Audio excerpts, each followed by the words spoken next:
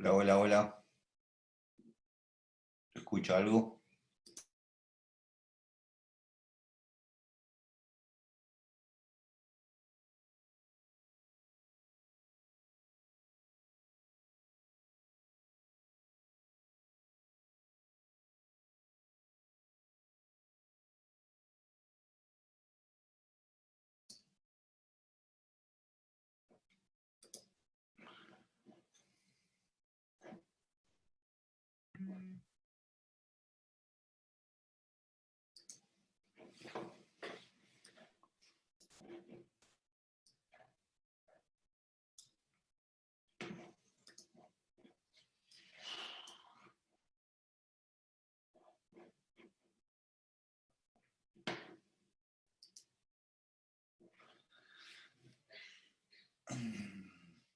¿Se escucha?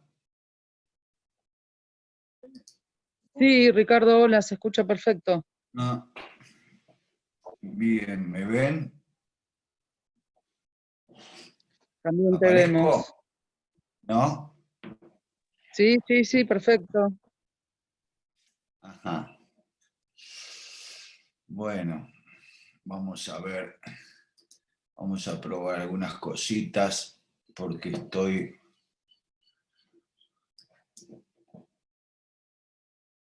Ujú. A ver.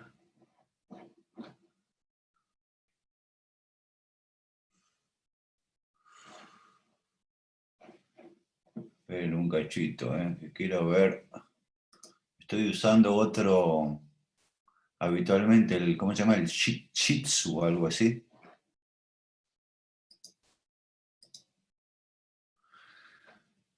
Y estoy viendo ahora cómo compartir pantalla porque no lo encuentro acá.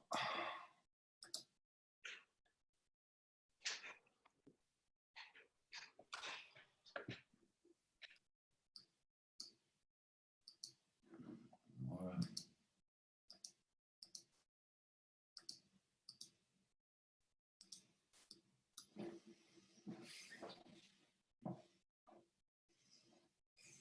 No aparece la pantalla, ¿no? Sí, aparece.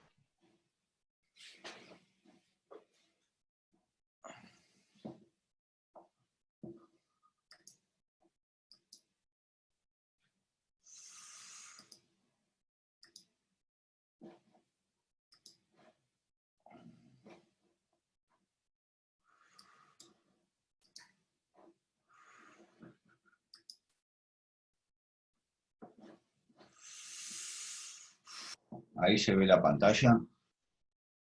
Sí, se ve. Se ve. Sí. Paso y se ve. Sí, ¿Eh? sin ningún problema. Bueno, entonces estamos. ¿Se ve bien todo? ¿Se ve un tamaño adecuado?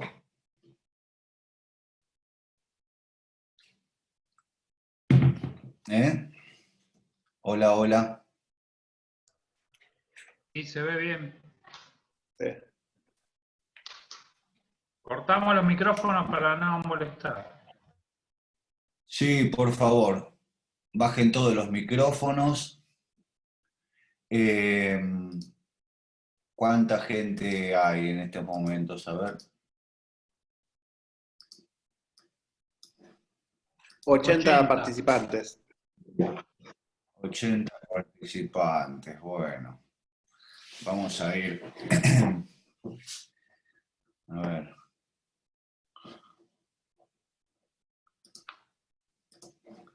Déjenme ver.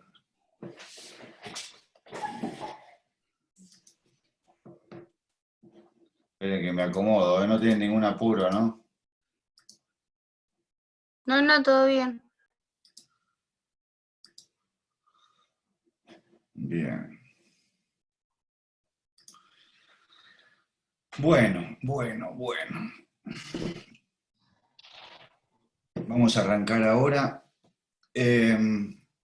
Si hay algún problema con el audio, me dicen, ¿sí? La vez pasada les pareció un poco rápido el teórico, igual llegamos justito, pero bueno, tal vez hablé un poco rápido.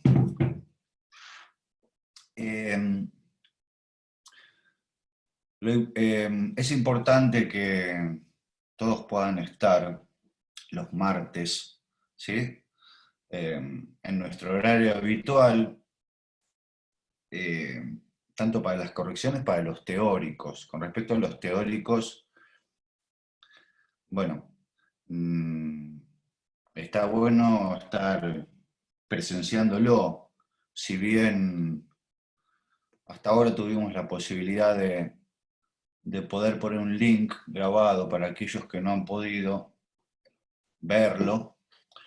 Veremos si seguimos con esa idea o no, pero bueno,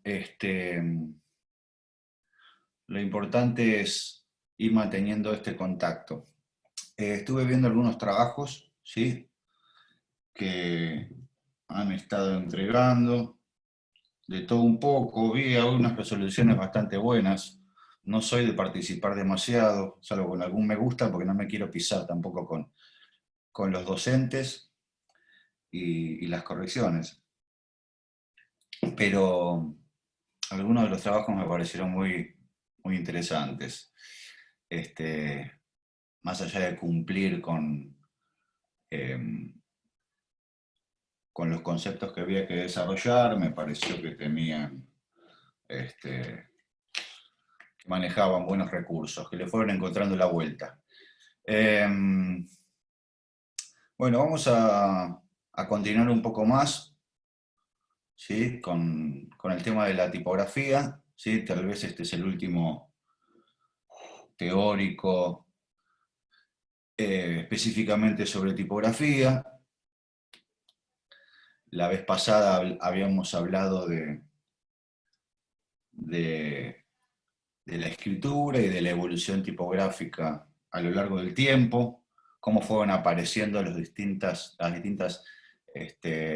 tipografías, cómo fueron evolucionando, modificándose de acuerdo a las necesidades del hombre.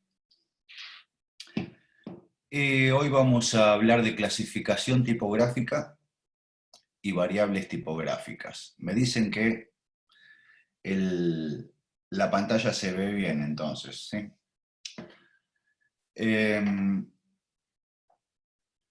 Vamos a empezar con este tema.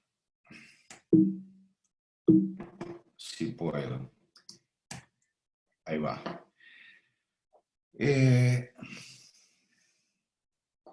Bueno, clasificación tipográfica. Bueno, como les decía, habíamos hecho un recorrido, ¿sí? Histórico. Voy a sacar ahí que me desconcentro. Desde las primeras manifestaciones de la escritura, habíamos visto la evolución de la letra, que acompañó siempre las necesidades de comunicación del hombre, y estos cambios se fueron dando de la mano del desarrollo tecnológico, lo habíamos dicho, de las herramientas que se utilizaban y de los soportes que acompañaban esa evolución, primero en la escritura y después, más adelante, en la impresión de los textos.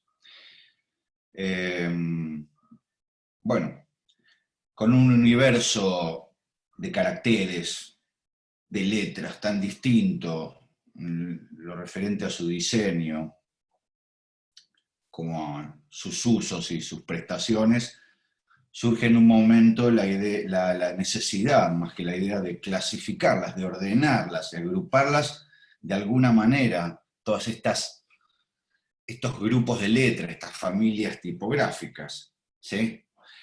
Habíamos dado ya el concepto de familia tipográfica y vale la pena refrescarlo, porque hay que tenerlo bien claro para saber cómo vamos a seguir. Habíamos explicado que el concepto de familia tipográfica, bueno, como un grupo de signos escriturales que comparten rasgos de diseño en común entre sí, ¿sí?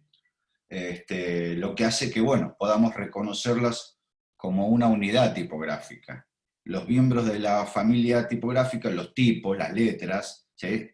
Letras en general, se parecen entre sí, morfológicamente, pero además tiene cada una su rasgo propio, la A es la A, la T es la T, y con cada uno de los caracteres.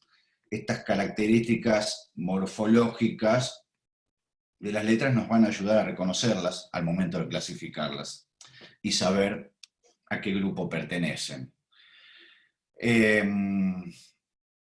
Es importante más adelante cuando empiecen a trabajar que ustedes puedan ver de estos grupos que vamos a ir desmenuzando, analizando y viendo, puedan tener una o dos fuentes tipográficas de cada uno de estos grupos, como para tener en lo que yo digo, la caja de herramientas, ¿sí? Uno a veces tiende a siempre usar las 2 o 3 familias tipográficas que más le gustan o que más le interesan, pero bueno, todos los trabajos de diseño son diferentes y todos requieren respuestas distintas.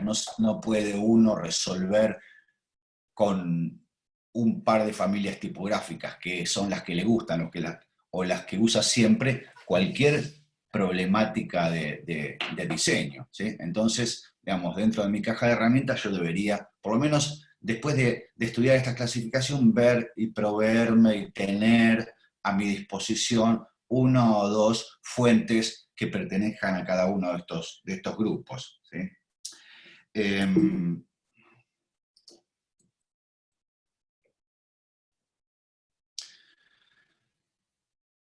Entonces, el universo de las tipografías es muy amplio, ¿sí? Y más teniendo en cuenta el desarrollo de las herramientas informáticas y la computación, el número de familias tipográficas se incrementa constantemente, ¿sí? A buen ritmo, siempre surgen nuevas familias tipográficas. Una clasificación puede ser abordada desde ópticas diferentes, ¿sí?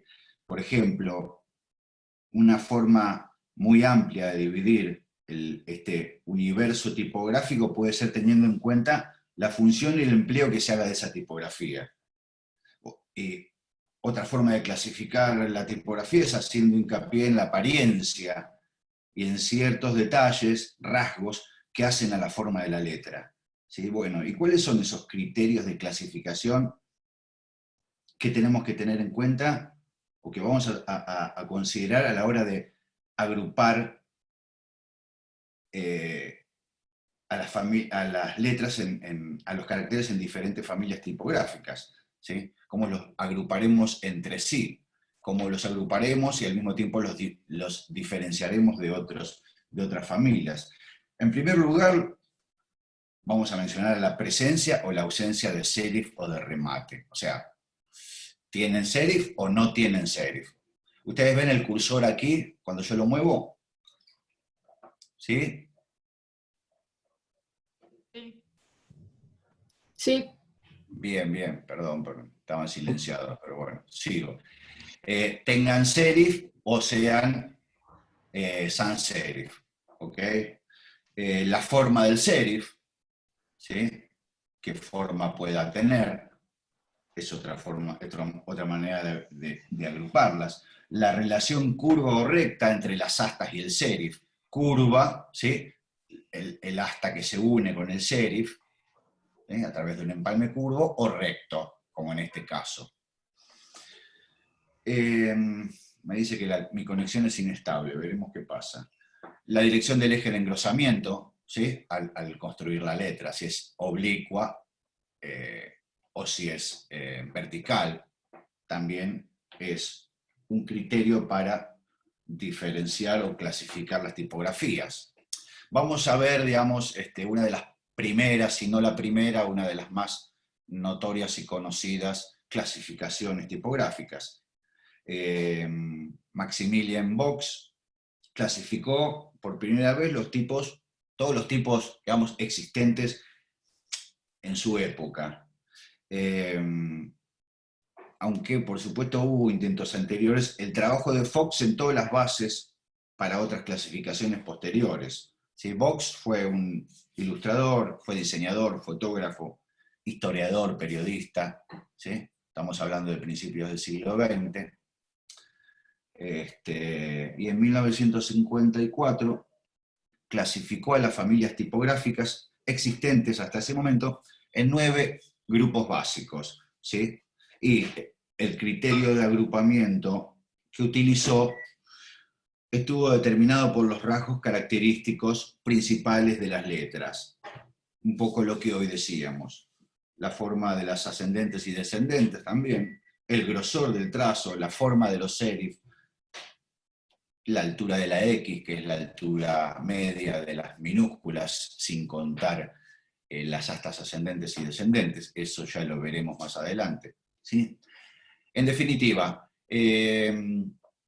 clasificó las familias tipográficas hasta ese momento en 9 grupos que vemos acá, y que denominó humanas, garaldas, reales, didonas, mecanas, lineales, incisas, escriptas y manuales. Esos 9 grupos. Así que vamos a empezar a reconocer un poco más de qué se trata cada uno de estos grupos. Empecemos por las tipografías humanas. Son las que surgen, bueno, ya lo habíamos dicho en el teórico anterior, a partir del Renacimiento, surgen en Venecia entre 1460 y 1470, son tipos romanos, o sea, tienen serif, y tienen poco contraste entre los trazos finos y gruesos, ¿sí? Hay muy poco contraste. Las letras de caja alta, o sea, las mayúsculas, ya había explicado yo lo que significaban, ¿no? Letras de caja alta, mayúsculas, y de caja baja, minúsculas. Decía que las letras de caja alta, las mayúsculas, tienen en general la misma altura que las ascendentes de la caja baja, ¿sí? Una mayúscula va a tener la misma altura que una ascendente de las minúsculas. Y bueno, el filete, una de las maneras también de reconocer una romana del grupo de las humanas, también es ver que el filete oblicuo de la E minúscula, ¿sí? Es muy identificable por su dirección oblicua, aquí lo vemos.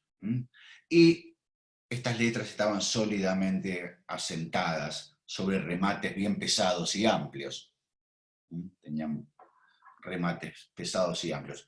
Aquí abajo, como a medida que pase cada pantalla en rojo, van a ver algunas familias tipográficas que corresponden al grupo del que estoy hablando. En este caso, dentro de las humanas podemos hablar de la Jenson, la Berkeley, la Centaur, bueno, la Verona, y hay muchas más.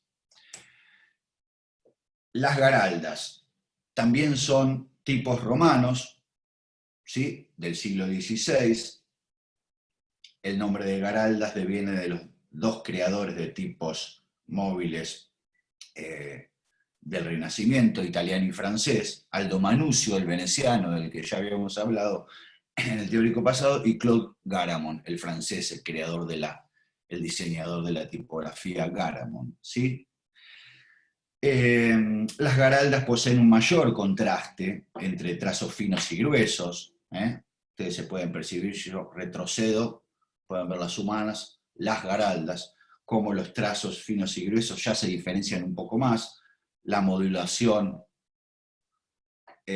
sigue siendo oblicua, aunque un poco más tendiente a la verticalidad, y las letras mayúsculas o de caja alta son un poco más cortas que las ascendentes de caja baja, ¿sí? La mayúscula es un poco más corta que aquella minúscula con un ascendente. Bien. Los remates de las garaldas son algo más finos y extendidos, ¿sí? que las humanas. Acá, fíjense, el remate de la F, si yo vuelvo atrás, ¿sí? El de la F de las humanas. Son un poco más finos y extendidos. Tenemos la Bembo, la Caslon, Garamond, la Gaudy, All Style, la Palatino, bueno, hay una cantidad de familias que corresponden al grupo de las garaldas. Hoy les decía que traten de conseguir o de tener una o dos familias de cada grupo para tener, para sus posibles trabajos, bastante variedad, por lo menos las básicas. Humanas garaldas reales es el siguiente grupo, ¿sí? Las reales que surgen en Francia, más o menos por 1690 y pico, 94, 95, y fueron pensadas para uso exclusivo de la imprenta real, por eso se denominaron reales, ¿sí? También llamadas de transición. Después vamos a ver más adelante qué significa ese término, pero tiene que ver en gran parte por el contraste de las astas. Con respecto a la modulación, sigue siendo oblicua, ¿sí? Mucho más tendiente a la verticalidad. El contraste es bastante más notorio entre los trazos gruesos y finos, y los remates son más angulosos y finalizan en forma más cuadrada. Fíjense acá otra vez la F de la tipografía real comparada con la garalda y mucho más con la humana, ¿sí? Son remates más angulosos y más cuadrados. Bueno, la Century Scarborough, la Caledonia, Baskerville.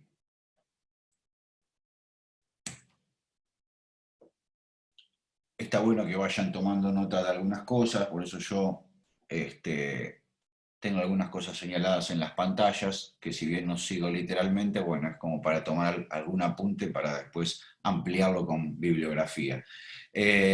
Continuamos con la clasificación de Box y vemos las didonas. También son tipografías romanas, o sea, tienen serif. El elemento básico de la romana es de una tipografía con remate. Las didonas aparecen a mediados del siglo XVIII, fueron creadas por Fermín Didot, ¿sí? Y perfeccionadas por Bodoni, ¿sí? Didot, un creador de fuente francés, y Bodoni, un diseñador de fuentes italiano.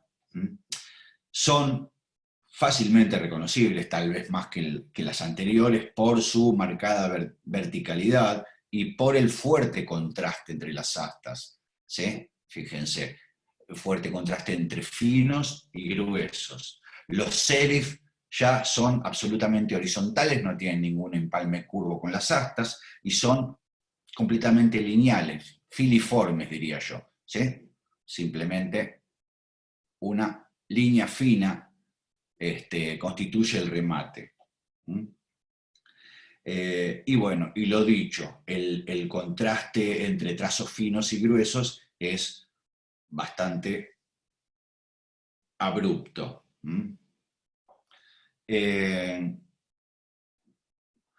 Una de las más conocidas, si no la más famosa, es la Bodoni.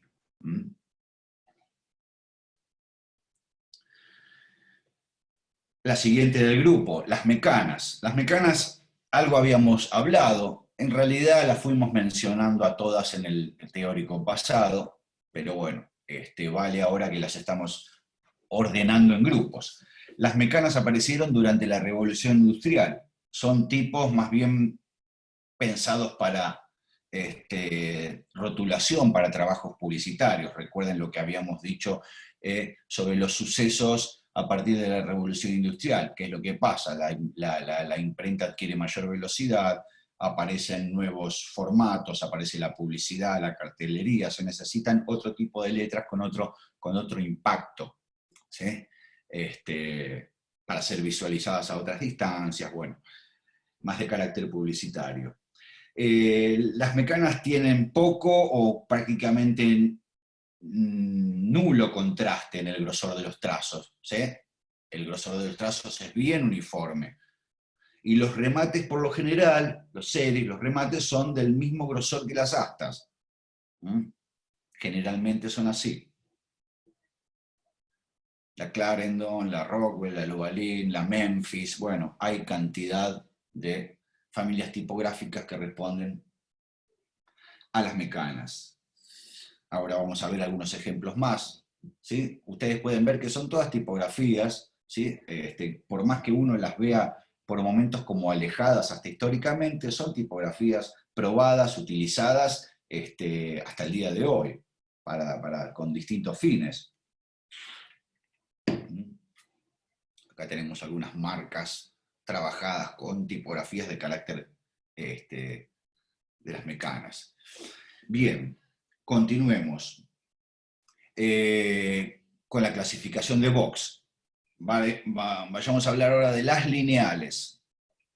Las tipografías lineales o sans serif, ¿sí? De palo seco, ya no tienen serif estas tipografías. Surgen en Inglaterra en la primera mitad del siglo XIX, ¿sí? Se denominaron también, como les decía, palo seco.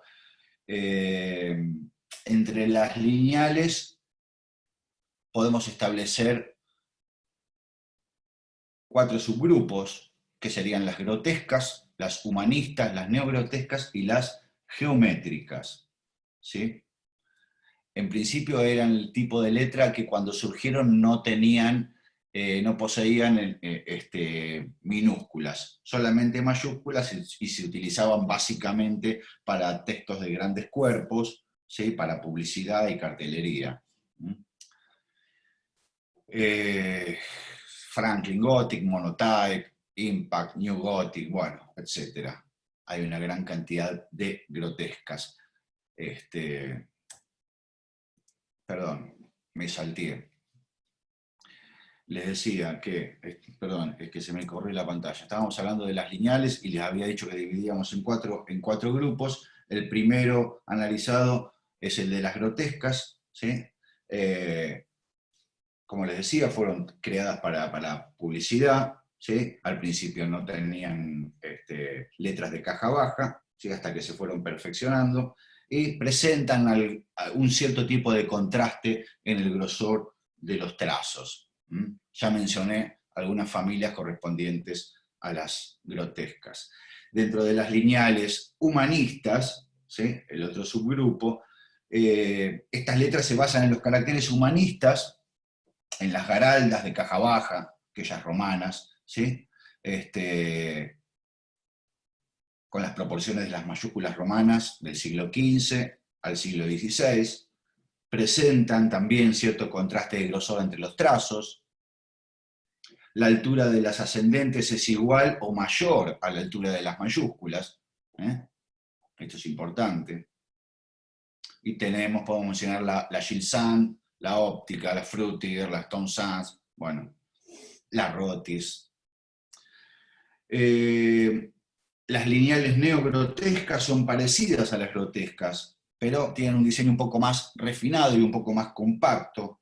Ya hay ausencia de modulación, el contraste del grosor de las astas es menos marcado, a veces ni siquiera existe esa diferencia de contraste, ¿sí? Pero los caracteres conservan aún esa concepción humanista.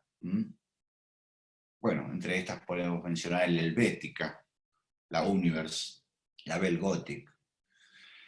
Entonces teníamos dentro de las lineales las grotescas, las humanistas, las neogóticas, ¿Mm? Y nos quedan las geométricas. Antes de eso, hablando de las neogrotescas, neogrotescas, fíjense lo siguiente. Hay dos ejemplos, los dos ejemplos de las neogrotescas, las lineales neogrotescas, más conocidos y más utilizados son la helvética y la arial. La helvética diseñada en 1957 por Max Miedinger para una fundidora, la fundidora Haas, que después se unió la absorbió la fundidora más reconocida, Linotype, ¿sí? Y la Arial, que fue creada en 1982 por Monotype, y utilizada en las primeras impresiones, o sea, mucho tiempo después, fue utilizada en las primeras impresoras IBM y posteriormente comprada por Microsoft. No son la misma fuente, la helvética y la Arial. Ustedes van a ver en celeste algunos caracteres de la Arial, ¿sí? Y algunas diferenciaciones, y en rojo la helvética. ¿Sí? Y en negro están, como se pueden ver, superpuestas y los detalles que las diferencian. ¿Sí? ¿Qué pasó con esto? Bueno, Microsoft compró el Arial porque la helvética pertenecía a Linotype, ¿sí? Y que a su vez esta empresa Linotype vendió los derechos de la helvética a Adobe, la gran empresa creadora de software. Entonces, por consiguiente, no podía usar Bill Gates para sus procesadores la tipografía helvética. Compró una creada específicamente para, de alguna manera, imitarla lo más posible, ¿no? La Arial es muy parecida a la helvética para alguien que no está acostumbrado a ver tipografías. Le pueden resultar indistinguibles, pero bueno, hay una multitud de aspectos que las diferencian. Podemos ver en las A minúsculas, ¿sí? Aquí señalo, la pata de la R, ¿sí? De la Arial y de la helvética, las G mayúsculas. Bueno, acá hay una serie de detalles, fíjense cómo cierra la apertura de la C en la Arial y en la helvética.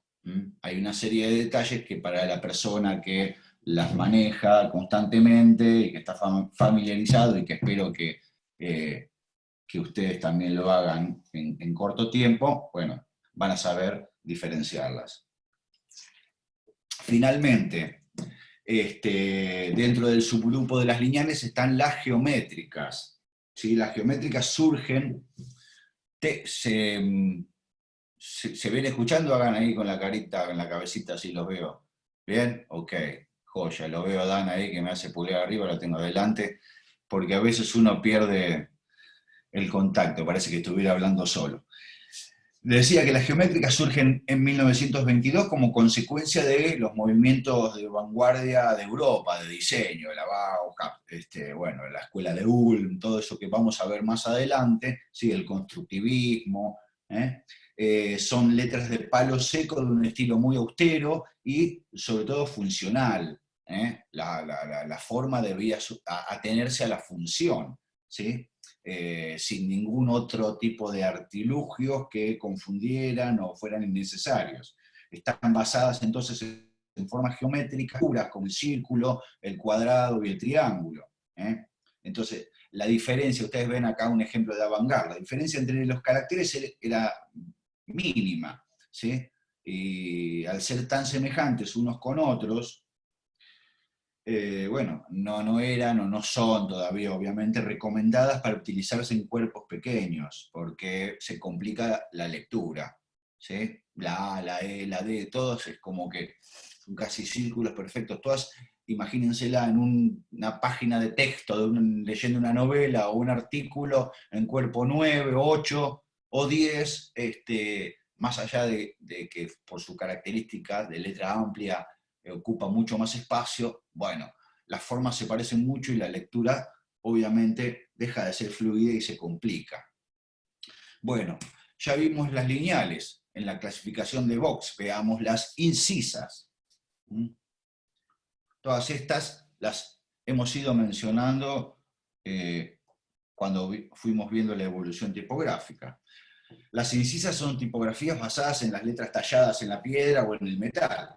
Tienen una relación bastante cercana con las lineales, ¿no? Las que vimos recién. Son ligeramente contrastadas y tienen una especie de trazo como agüezado, ¿sí? Como que se va ensanchando hacia los extremos, ¿sí? Como si fuera con forma de hueso. No se puede hablar de remates, pero el ensancharse así levemente hacia los pies de la letra se puede ver como si fuera una insinuación de serif que acentúa la línea de base. Bueno, son tipografías muy legibles en general en cualquier cuerpo que se las utilice. Una de las más conocidas es la óptima, que vemos aquí.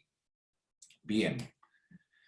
Seguimos con otra del grupo que se denominan scriptas, ¿sí? Siempre siguiendo con la clasificación que venimos mencionando. Las scriptas son las letras que imitan la escritura manual producida con una pluma, un pincel o un buril. Y son, por supuesto, de inspiración caligráfica. ¿Ok? Bien, se nota el carácter manual de la letra. Esa inspiración caligráfica que mencionaba. Escritas, después las manuales, ¿sí? Son caracteres del siglo XX, están basados en originales dibujados a mano, con pincel, lápiz o rotuladores, o cualquier otra herramienta. No representan ningún tipo de escritura, manual ni nada, son inadecuados en general para la composición de textos, y se suelen utilizar con fines más bien publicitarios, es decir, vos podés poner un título, algún texto breve en un cuerpo amplio para darle a la letra cierta característica visual más allá de lo escrito, ¿sí? Cierto atractivo o referencia a algo que quieran hacer referencia, ¿sí? En determinados momentos obviamente se pueden usar este tipo de letras, no van a utilizarlas en bloques de texto, ¿sí? Profusos. Entonces, vimos las 9 tipografías, las estoy repasando, las humanas, las garaldas, las reales, las didonas, todas romanas esas, las mecanas, las lineales, ¿sí? Con sus 4 variantes, las incisas, escritas, manuales. Esas son todas las tipografías que agrupó Maximilian Vox en su primera clasificación de 1954. La Asociación Internacional de Tipografía, ATYPE, con sede en Suiza, todavía está por supuesto, adoptó la clasificación de Vox en el año 54. Posteriormente hizo algunas modificaciones. Ustedes van a ver distintos tipos de clasificaciones de aquí en adelante, ¿sí? A mí lo que me interesa, y siempre lo digo en este primer año, es tener en cuenta una de las, digamos, clasificaciones primeras y básicas, que es la de Vox, con esos 9 grupos, y después alguna modificación como esta que les voy a mostrar ahora, pero después siempre van a encontrar distintas clasificaciones. Este es como un grupo abierto, siempre se van creando tipografías y bueno, y los grupos se van de alguna manera poblando, ¿sí? Les decía que la Asociación Tipográfica Internacional adoptó en el año 54 la clasificación de Vox, después hizo algunas modificaciones a esa clasificación. Primero, en primer lugar, basándose en la evolución de la tipografía a lo largo de la historia, ¿sí? Pero posteriormente, en el año 64, organizó esta clasificación en grupos de familias con características morfológicas comunes, ¿sí? De formas comunes, y normalizó la clasificación con la denominación de DIN 16518. que es la que vemos aquí. En el año 64, la Asociación de Tipografía Internacional reformuló la clasificación de Vox, generando 4 grupos básicos, que es los que vemos acá, que vamos a estudiar un poquito más en detalle. Estos 4 grupos son el de las romanas, después veremos bien de qué se trata, palo seco, rotuladas y decorativas, ¿sí? El grupo de las romanas, constituido por las romanas antiguas, de transición, modernas, y se incluyen aquí las mecanas y las incisas, por más que uno pueda quizás no ponerlas, o en otras clasificaciones, por supuesto, no van a encontrarse dentro de las romanas puras, ¿sí? En el grupo de las palo seco está subdividido en lineales sin modulación y grotescas. El grupo de las rotuladas en caligráficas, góticas y cursivas informales. Y el grupo de las decorativas en tipografías de fantasía y de época. Vamos a ver un poco, a desmenuzar un poco estos grupos teniendo en cuenta, digamos, lo que ya hablamos antes, porque algunas definiciones le corresponden, ¿sí? Con la clasificación de Vox, entonces no va a ser necesario extendernos tanto sin relacionarlas formalmente. Empecemos con el grupo de las romanas. Las romanas antiguas aparecen a fines del siglo XVI en Francia, también llamadas garaldas, ¿sí? Acuérdense del grupo creado por Vox, las garaldas, ¿sí? Llamadas así por Garamond y por Manuncio, ya lo expliqué, los grabadores de tipografías, y el grupo de las romanas antiguas reúne a las garaldas y a las humanas del grupo de Fox, ¿sí? Cuando vimos la clasificación de Fox, bueno, digamos que las garaldas y las humanas están comprendidas en este grupo como las romanas antiguas, con remates de forma triangular.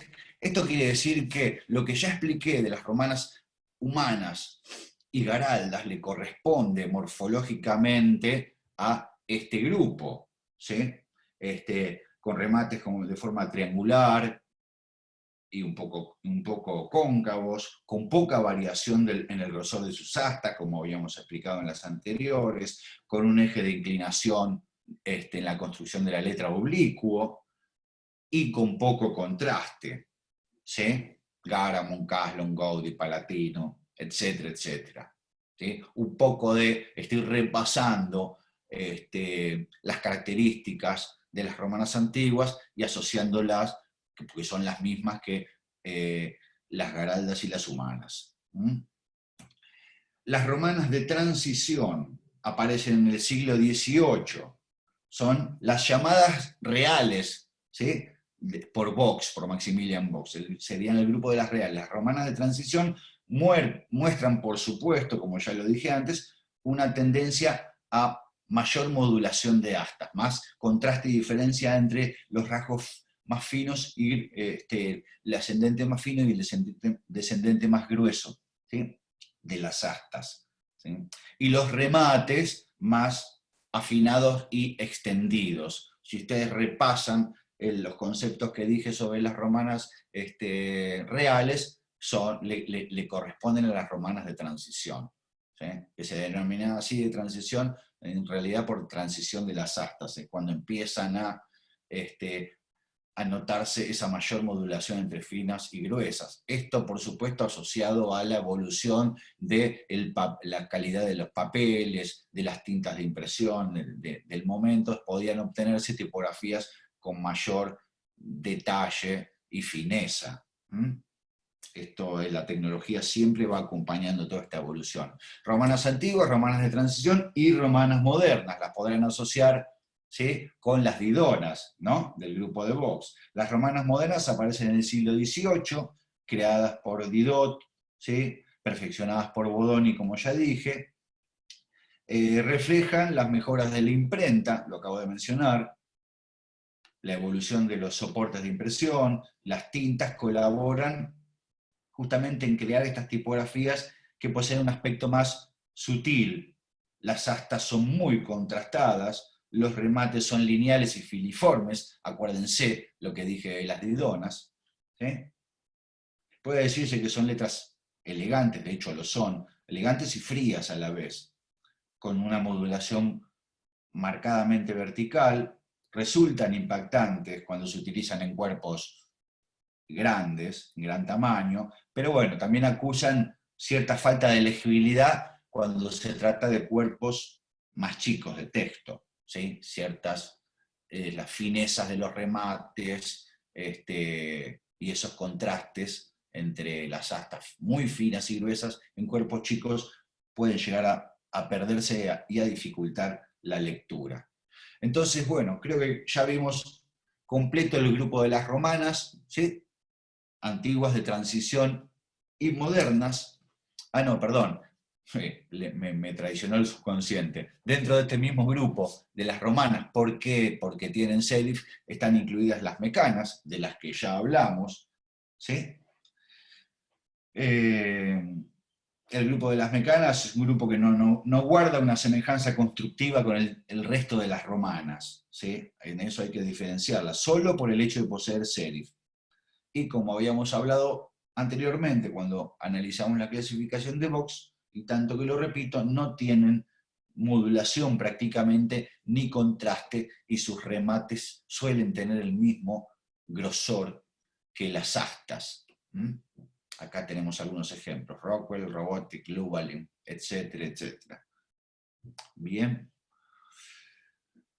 Para terminar, dentro de esta clasificación con el grupo de las romanas, vamos a incluir, cosa que en otros lados no se van a encontrar, a las incisas, ¿sí? Es otro grupo aislado dentro de las romanas, son ligeramente contrastadas, ya lo habíamos dicho, tienen ese trazo ahuesado del que hablé hoy, que termina ensanchándose hacia los extremos, generando la sensación de remate sin poseer remate. Tienen buena legibilidad en cualquier cuerpo tipográfico que se las utilice. Y bueno, aunque bueno, en cuerpos muy chicos pierde un poco la gracia de elegir una incisa, porque en cuerpos chicos termina visualmente pareciéndose bastante a una sans serif. Esa gracia que tiene, esa especie de forma huesada que termina en una insinuación de serif, en un cuerpo muy chico ya se pierde. Bien. Siempre van a encontrar abajo referencias de familias tipográficas que corresponden a cada grupo. Entonces vimos romanas antiguas, de transición, modernas, mecanas e incisas. Pasemos al siguiente grupo, que es el de las sans serif, ¿sí? Habíamos hablado de las lineales sin modulación, perdón, y las grotescas. Las letras palo seco se caracterizan por reducir los caracteres a un esquema esencial, ¿sí?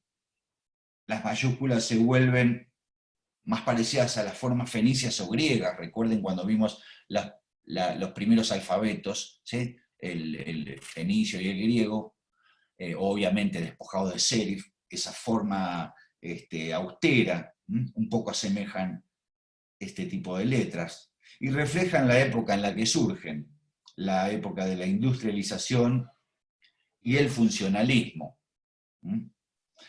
El grupo de lineales se divide en sin modulación y grotescas.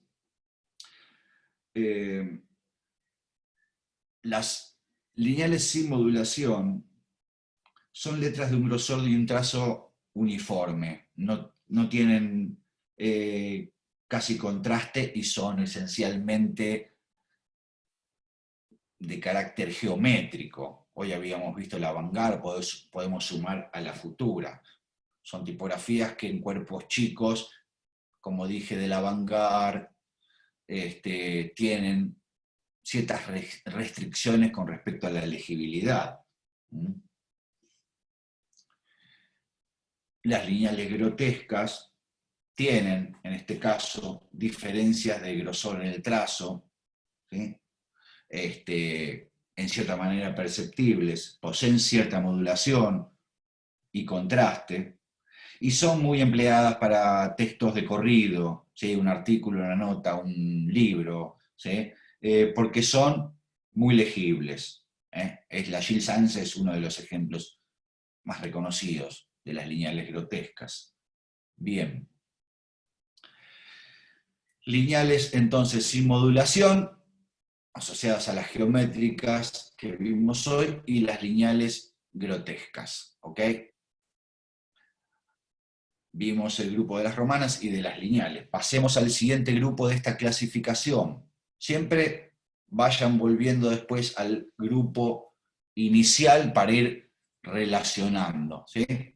Veamos el grupo de las rotuladas, en este caso las caligráficas. Las fuentes caligráficas, se advierte claramente el instrumento y la mano que las creó, ¿sí?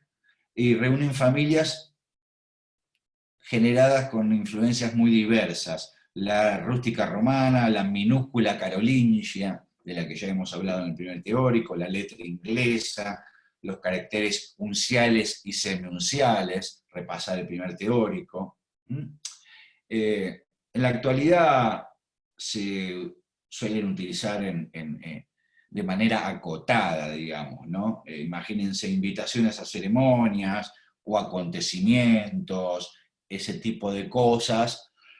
Es, digamos, bastante pertinente utilizar este tipo de rotuladas caligráficas, ¿sí? Las rotuladas góticas. Ya hablamos largamente en la evolución tipográfica sobre las letras góticas y sus variantes, ¿sí? Son letras de una estructura densa, ¿sí? De una composición apretada, con una verticalidad muy acentuada, nuevamente lo digo, y generan una mancha, ¿sí? De texto, una mancha impresa de la página es densa, ¿sí? Bien pesada, bien cargada, y en general, obviamente, para los que recuerden el teórico pasado, son complejas en su legibilidad. Son difíciles de leer. Entonces, rotuladas caligráficas, rotuladas góticas y rotuladas cursivas informales. Las cursivas informales, ¿sí? Estas deben conocer unas cuantas, muchas veces las han mal utilizado, son de las primeras que aparecen en la computadora y uno pone letras como si estuviera escribiendo a mano con un marcador. Un poco es esa la idea. Suelen reproducir una escritura informal, a mano y bastante libre, ¿sí? Nunca usen la Mistral, que es esta que ya murió esa letra. Es un consejo. Bueno, por ahí vuelve un día, qué sé yo. Estuvieron de moda en los años 50, 60, 70, pero bueno, siempre, constantemente surgen nuevas tipografías dentro de este grupo. Vimos las rotuladas.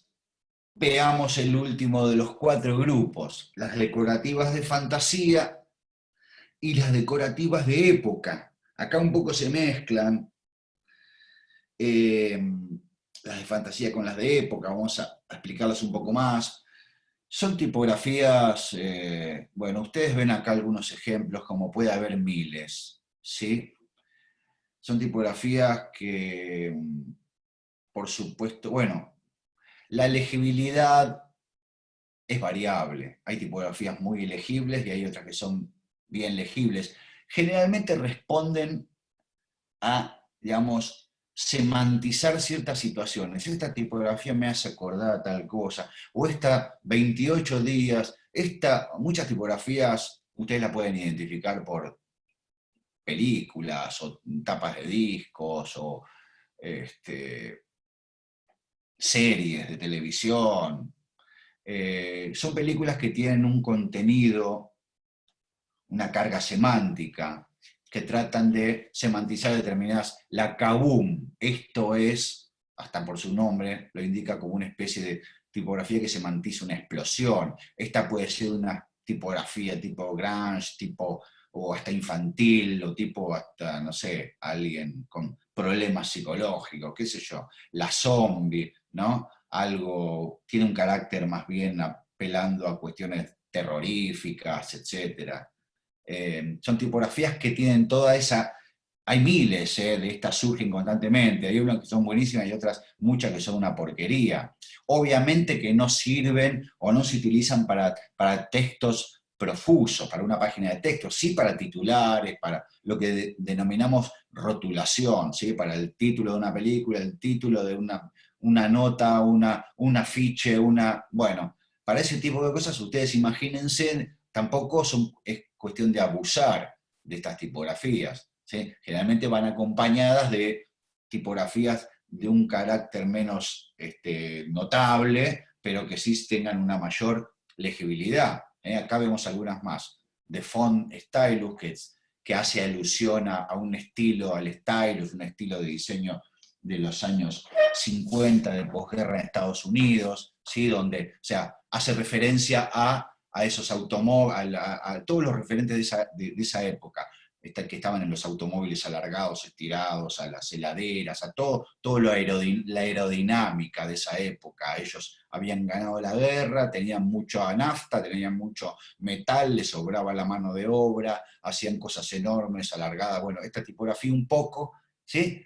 Tiene esa característica de referenciar esos elementos. La Abaddon, ustedes pueden asociarla, pueden hacer una asociación libre si quieren, ¿sí? Con algo que tenga que ver con, no sé,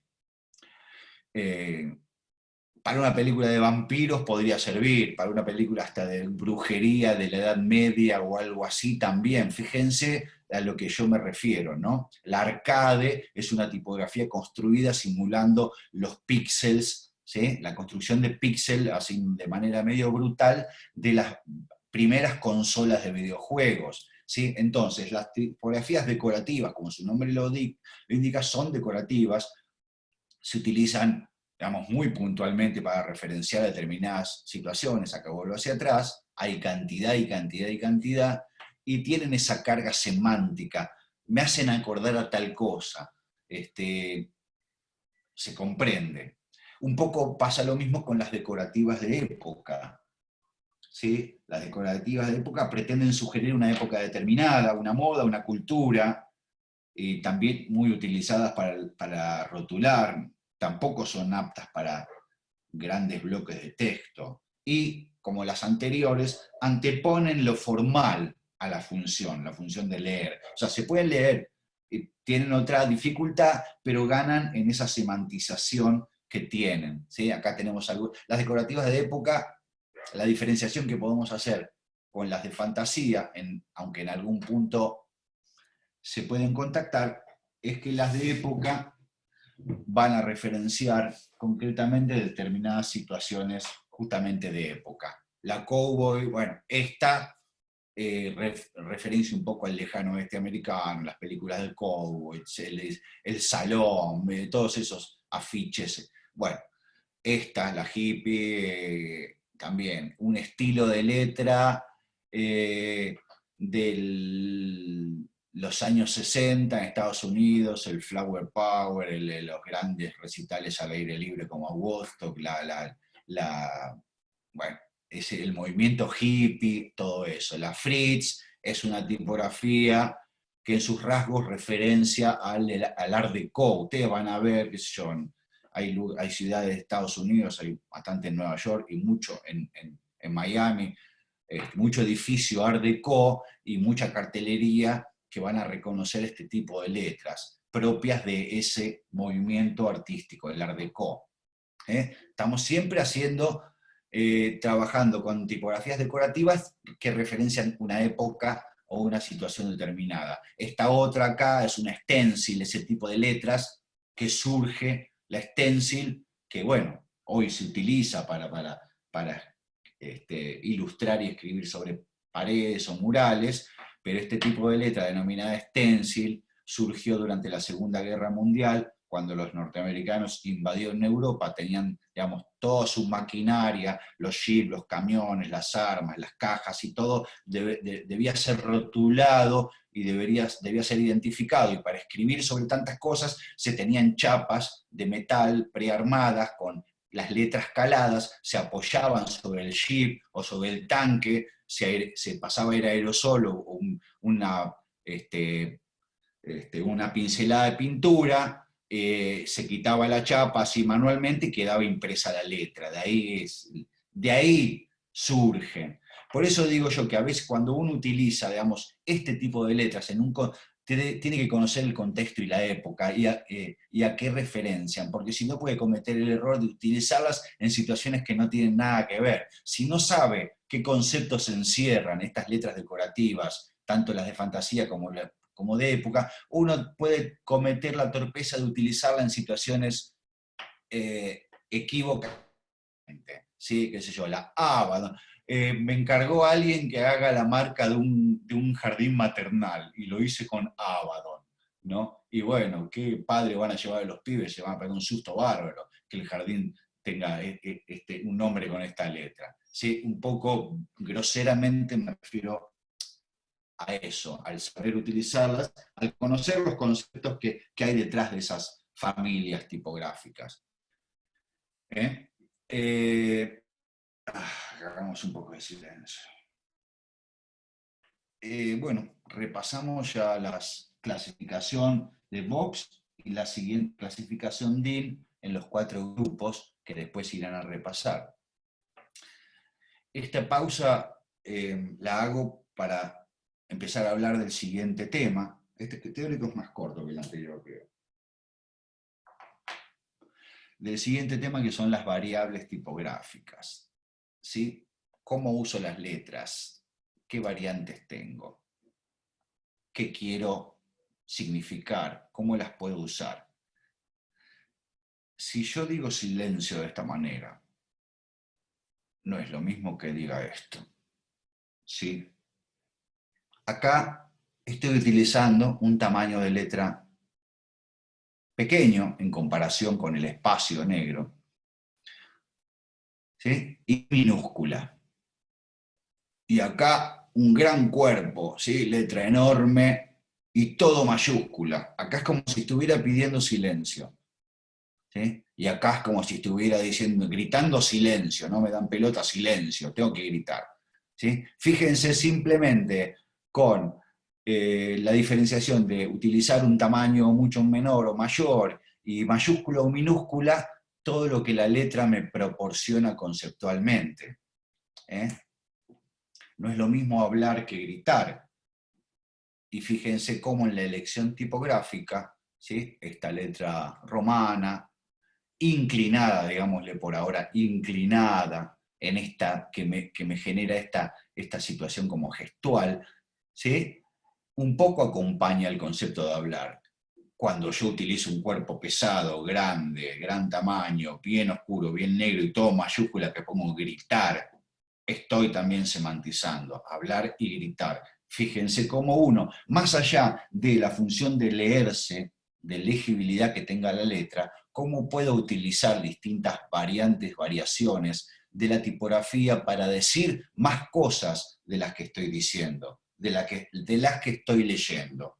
Muchas veces puedo yo, teniendo un buen manejo tipográfico, decir mucho más de lo que se comunica.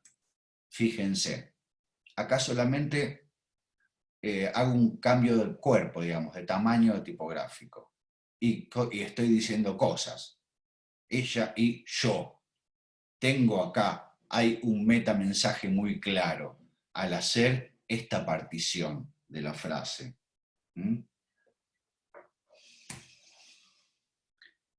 Un poco para esto existen y sirven las variables tipográficas, que es lo que vamos a ver ahora y que es lo que yo pretendo que empiecen a utilizar de aquí en adelante, las variables tipográficas.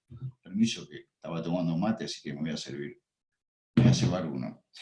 ¿Y qué son las variables tipográficas?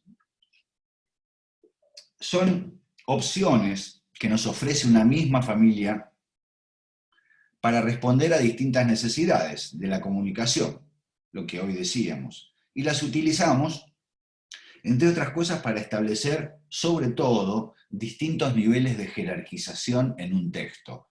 Para establecer qué es lo más importante, qué es lo... Si yo tengo varias informaciones dentro de una página, un afiche o lo que sea, ¿sí?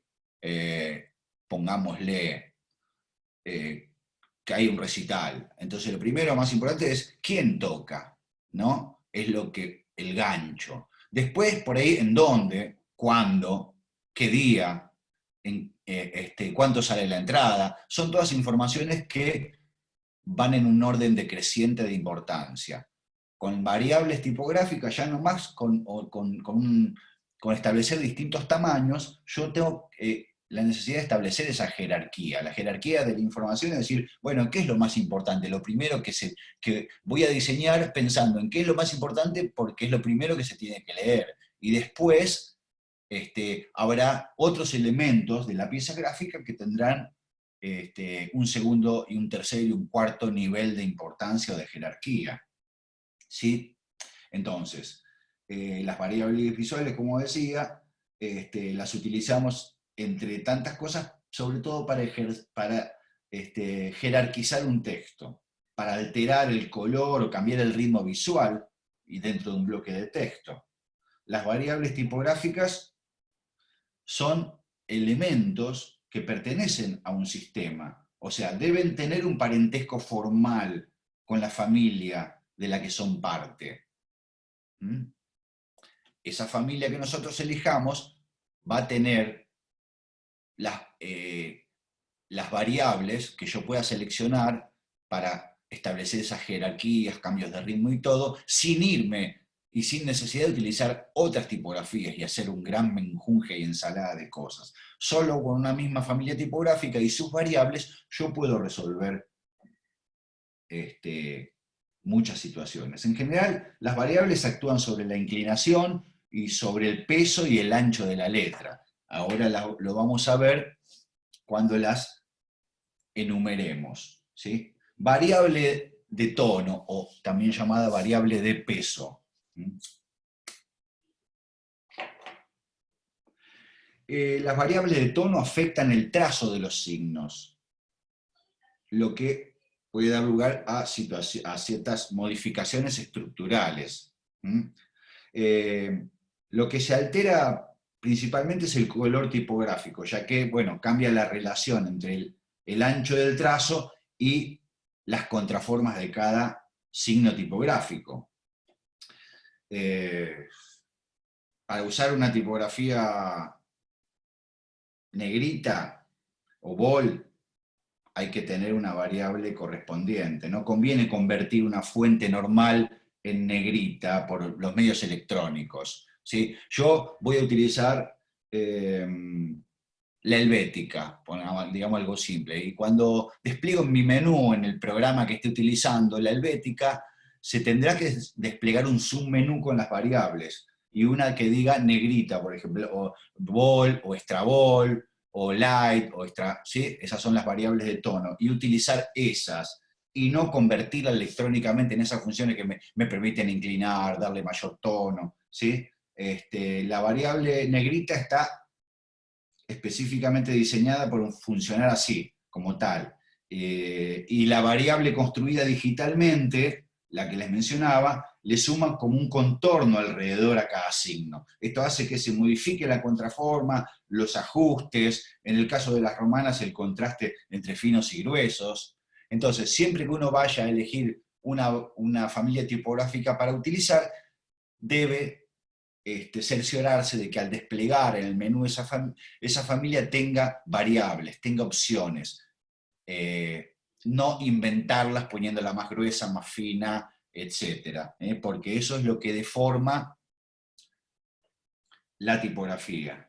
Respecto a la variable de tono, que es la que estamos hablando, se puede considerar como regular o normal a la tipografía cuyo trazo presenta un espesor aproximado a 1/5 del ancho total del carácter. ¿Sí? Vean esta N, ¿sí? De referencia. La normal, la regular, ¿sí? El ancho del trazo debería ser una quinta parte del ancho total del carácter. ¿Ves? Esta N está dividida en 5, más o menos. Una quinta parte es el ancho. Esta es la normal, ¿sí?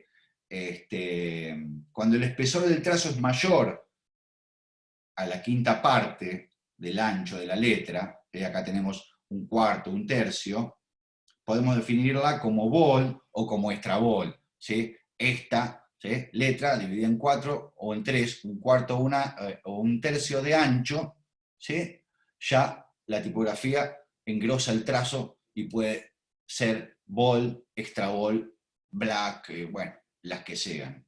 Y cuando el espesor del trazo es menor a la quinta parte, ¿sí?, que es la normal, del ancho de la letra, una sexta parte, una octava parte, las podemos denominar como blanca o light o extra light. Aquí tenemos regular, las bold, las extra bold, ¿sí? Regular, una quinta parte, el ancho del trazo es una quinta parte de la letra, y hacia el otro lado, una sexta parte, una octava parte, se convierte en blanca, light, extra light, o sea, el grosor del trazo ya no es una quinta parte del grosor total de la letra. Bien, recuerden a la hora de elegir cada una de estas variables que el alfabeto que ustedes tengan cargado y que vayan a utilizar contenga estas variables. Bien, variable de tono por un lado o de peso. Pasemos a la variable de proporción. Acá ven cómo se afina o ensancha la tipografía, que no es lo mismo que el grosor de la variable de tono, ¿sí?, donde se engrosa el trazo de la letra, las contraformas se agrandan o se agrandan o se achican de acuerdo sea blanca o negra. En la variable de proporción o de ancho se hace referencia a la modificación del ancho de la letra. La variable de proporción, tanto la de expansión, cuando se estira, o condensación de la tipografía, cuando se condensa, ¿sí?, se establecen siempre en el sentido horizontal, es decir, bueno, varía el ancho tipográfico. ¿Se entiende? Con respecto a la proporción, lo que hoy hablábamos de las variables de tono, pero esta vez aplicada a las variables de proporción, se considera normal o regular, acá tenemos en la n mayúscula y minúscula a la normal de este ejemplo, se considera normal o regular cuando la relación ancho-alto es 5:4. 5 de alto por 4 de ancho. Esta sería la normal. 5 módulos de altura por 4 de ancho. Cuando la tipografía está expandida, va a modificar esta relación. Tal vez sea 5 módulos de ancho por 5 5 de alto por 5 de ancho, o 6 de ancho, o 7 de ancho, lo que sea. Y cuando la tipografía se condensa, serán 5 módulos de alto por 3 de ancho, o 2, o 1. Tengan en cuenta que tanto las variables de expansión como las de condensación generan cierto conflicto de legibilidad, ¿sí? Cuando las primeras, cuando surgió la composición por medio de la computadora y uno podía manejar, tirar textos y manejar, y uno recién empezaba con los programas, pasaba que nos engolosinábamos o se engolosinaban, y entonces, no me entra el texto y condensala un poco, en vez de al 100% como le revelé, y poner al 95, poner al 90, poner al 80, claro, para que entrara en el espacio que tenía que entrar, pero bueno, esa no es la solución, porque al condensar tanto una letra, para que entren más líneas de texto, pasa que la letra se va afinando, como pueden ver, y imagínense en cuerpos chicos de lectura, se pierde completamente esa legibilidad. Bien. Entonces, básicamente, las variables son las de tono, que ya vimos, las de variables de proporción y variables de inclinación. ¿Sí? Aquí la tienen.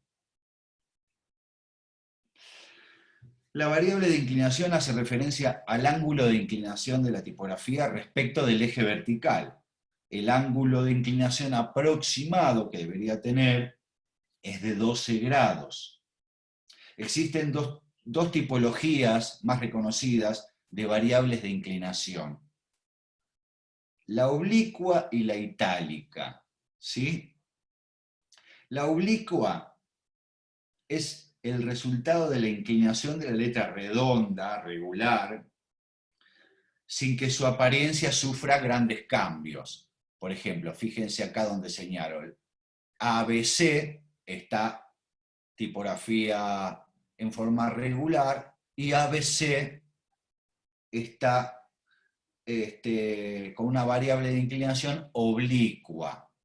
La oblicua, la A fundamentalmente, que es una de las que más se evidencia este cambio, no cambia, simplemente se inclina X cantidad de grados, aproximadamente 12. La normal y la inclinada en forma oblicua. ¿Sí? La itálica es un diseño inclinado particular, que es bastante diferente a la redonda. ¿Sí? La A, la ven regular, y la A oblicua.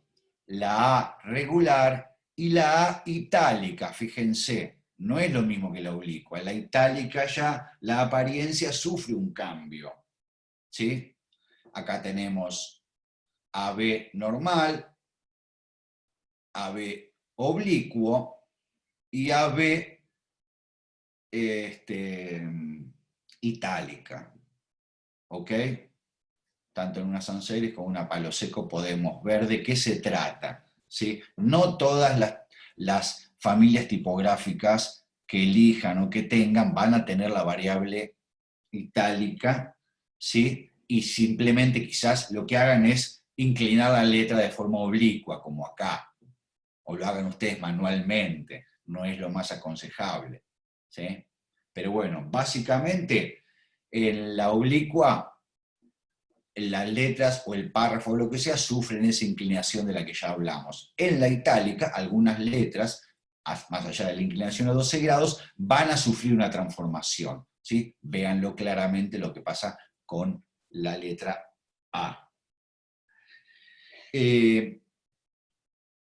Un poco para apuntalar lo que ya decía, en algunos programas, como les decía, existe la función itálica, que inclina todos los signos en ángulo, un ángulo determinado.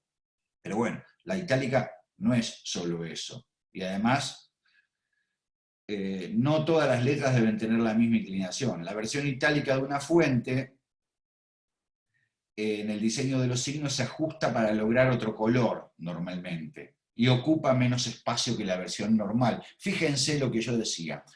Acá en una Bodoni. Acá tenemos la familia tipográfica de la Bodoni, la A. ¿Sí? Ahora, esta familia, cuando yo la estoy usando, despliego el menú de la Bodoni y, entre otras variables, me marca la itálica. Selecciono el texto y lo pongo en itálica. Esto es Bodoni más itálica. Fíjense cómo esta minúscula se transforma en esta al ser itálica. Cuando despliego el menú, tal vez, o sin desplegarlo, ejerzo la función de modificación de la letra, que yo no aconsejo y que ya les dije, y la inclino, la convierto en Bodoni inclinada, ¿sí? Oblicua. Acá está mal el término. Oblicua. Fíjense que lo único que hace esta A es inclinarse una cantidad de grados determinada, pero no se convierte en la itálica. ¿Sí? Se entiende el procedimiento, ¿no? Entonces teníamos variables de tono, de peso, de proporción y variables de inclinación, ¿sí? Muchas veces le preguntamos, esta es una de las preguntas de parcial y sobre todo de final, ¿sí? Que me cuenten o que me definan las variables tipográficas. Podemos sumar otra variable, que algunos no consideran variable, en este caso la incluimos como excusa para hablar del cuerpo tipográfico, y podemos decir que asociarla a una variable de tamaño, que se conoce como cuerpo tipográfico. Acá ustedes ven la misma tipografía en distintos cuerpos, 30, 60, 120, 200. El origen del cuerpo tipográfico, de esta denominación, proviene del sistema de impresión tipográfico. de tipos móviles, o sea, es la medida vertical de la cara frontal. Sería bueno que veamos mejor esta pantalla. Decía que el origen de la denominación de cuerpo tipográfico proviene de aquí, en una primera instancia, de la impresión con tipos móviles. Es la medida vertical de la cara frontal. Acá tenemos el tipo móvil de metal, ¿sí? La medida de la cara frontal va de aquí hasta aquí. De aquí hasta aquí. Acá tenemos una H que va a ser impresa, se va a entintar y va a ser impresa posteriormente. ¿Sí? Tomando la medición del cuerpo tipográfico, se toma el bloque entero de plomo, no solamente el área de impresión que sería la letra H aquí presente. ¿Sí? Por lo tanto, el valor del cuerpo tipográfico es igual para mayúscula, minúscula, los números, los signos, las minúsculas con ascendentes y descendentes, todos los componentes que tenga ese alfabeto. ¿Sí? Gallego, Sí, perdón. te quedan 7 minutos. Ahí voy, ahí voy. Y bueno, ¿qué va a hacer? Yo pensé que iba a tardar menos. Entonces, el cuerpo tipográfico se mide en puntos tipográficos y existen dos sistemas de medición. El sistema angloamericano, aquí ven AA angloamericano, y el sistema Didot o el sistema francés. En el sistema angloamericano, el punto mide 0,351 milímetros. Y 12 puntos, ¿sí? En el sistema duodecimal que se utilizaba antes de que se inventara el sistema decimal, en la época de las primeras imprentas, que se dividía por 12, los 12 puntos del sistema angloamericano conformaban una pica. En el sistema Didot o francés, el punto mide 0,375 milímetros y 12 puntos conforman un cícero.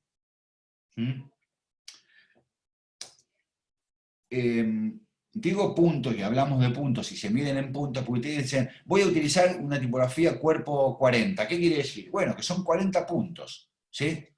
La nomenclatura de la que hablamos recién, y ya les dije, o tomar nota de cuánto es un punto, y cuánto mide un punto en milímetros, si quieren. Pero los cuerpos tipográficos se toman en puntos. Aquí tenemos una línea de texto que tiene mayúsculas, minúsculas, ascendentes, descendentes, como para saber de dónde a dónde se mide el cuerpo tipográfico más allá de aquella referencia del tipo móvil. La altura de la tipografía podría dividirse en tres sectores: el sector alto, el medio y el bajo. ¿Sí? La suma de estos tres sectores más un pequeño espacio llamado hombro o rebaba es lo que constituiría el total del cuerpo tipográfico. El hombro o la rebaba son necesarios para que los rasgos ascendentes de una línea no se contacten con los descendentes de la otra. ¿Sí? Acá vemos, marcado en colores, la parte media de la que hablaba, es la altura este gris es la altura de la X, denominado este espacio de altura de la X. La altura de la X es la altura de las minúsculas del alfabeto. Las minúsculas sin considerar aquellas minúsculas que tengan trazos descendentes como la P o ascendentes como la H. ¿Sí? Entonces, la altura de la X comprende a todas las minúsculas normales, sin trazos ascendentes o descendentes. ¿Sí? Hoy decíamos, en el sector alto está marcado el amarillo, es la altura, marca la altura de las ascendentes. El sector celeste, en este caso, marca la altura de las descendentes. En el rojo está la línea de base donde apoyan las tipografías, y mediríamos el cuerpo tipográfico, digamos, el cuerpo tipográfico se mediría considerando estos tres espacios, el alto, el medio y el bajo, ¿sí? Con las características de cada uno y sumándole ese espacio precautorio llamado hombro o rebaba para que no se contacten las líneas superior e inferior, ¿sí? Los caracteres ascendentes o descendentes. la proporción de estos tres sectores no es constante en todas las tipografías. Son áreas que varían dependiendo del diseño de los caracteres, ¿sí? Algunas pueden tener líneas ascendentes o descendentes más cortas o más largas, ya lo hemos explicado cuando vimos en las romanas. Y esto va a generar grises diferentes en la lectura de un texto. Por eso también es importante decidir qué familia tipográfica voy a utilizar en qué situación para ver si quiero generar un gris tipográfico más claro, más denso, más apretado, más que las líneas se contacten un poco más o menos, ¿sí? Entonces, repasamos, veníamos del cuerpo tipográfico, de la denominación que tenía que ver con el sistema de impresión tipográfico, y después en esta línea con esta palabra podemos definir todos los sectores y componentes y desde dónde a dónde se puede medir el cuerpo tipográfico. ¿Ok? Después, en relación, vamos a apurar, en relación con la estrecha, digamos, relación con el concepto de cuerpo tipográfico, existe otra denominación que es el interlineado. El interlineado es la distancia entre una línea de texto y la siguiente, medido, por ejemplo, de línea de base a línea de base, de la línea de base a la línea de base, ¿sí? Entonces, es la distancia entre una línea de texto y la siguiente. Y la denominación interlineado toma su nombre de unas pequeñas reglas metálicas que se colocaban cuando se imprimían en la imprenta de tipos móviles, se colocaban entre líneas de texto para aumentar el espacio entre líneas, ¿sí? Para ganar justamente mayor interlineado. Eran líneas de texto metálicas que obviamente en el entintado no se entintaban, no se veía en la impresión final, pero hacían que las líneas de texto se separaran más o menos, ¿sí? El interlineado se mide, igual que el cuerpo, se mide en puntos, ¿sí? Puntos tipográficos. En estos tres ejemplos, fíjense, hay tres tipos de interlineados diferentes. Cuando la medida del interlineado coincide con la medida del cuerpo tipográfico, la diferencia entre ambos es de 0, y este valor se denomina interlineado sólido. Acá tenemos, esta 72/72 significa que el primer 72 es el cuerpo de la letra, yo estoy marcando con el cursor, y el 72 que le sigue es el interlineado. ¿Sí? Esta 72 sobre 72 es un interlineado sólido y puede tener este aspecto, de acuerdo obviamente en relación a las ascendentes y las descendentes. Si la separación entre líneas de texto es menor al cuerpo en el que está compuesto el texto, obtenemos un interlineado negativo. A este recurso obviamente accedemos hoy gracias a la tecnología digital. Era imposible obtener un interlineado negativo trabajando con tipos móviles de plomo. No se podían superponer, la materia es impenetrable, ¿no? Un tipo sobre... Cierran la reunión, Gallego, perdón, acaban de avisar. ¿Qué? Que cierran la reunión. Acaban de avisar de la facultad. Bueno, gente, me quedan unas pocas pantallas más donde tenía que desplegar un poco más de esto y hablar de tracking y kerning, pero en todo caso lo hacemos para la próxima, o por ahí puedo presentar un videíto, ¿no? Se me ocurre y lo subimos, el último complemento para hablar de esto. ¿Qué les parece? Sí, está bueno. Joya. Yo creo que con las pocas pantallas que tengo, y que aparte son importantes, donde terminamos de definir el interlineado y hablamos de interletrado, por ahí grabar esto mismo en un video y lo subimos a los diferentes grupos para que terminen de ver el teórico, porque, no sé, la próxima hablaremos de otra cosa, la próxima no habrá teórico, ¿sí? Vemos cómo lo organizamos en todo caso. O si no, bueno, el martes que viene lo completo, pero solo con esto, de acuerdo a cómo venga la práctica. Bueno, ¿alguna cosa más? ¿Van a trabajar los grupos ahora o no? ¿O qué quedamos? Sí, sí, nos encontramos en las reuniones por comisión. Bueno, después me cuentan detalles, no sé cómo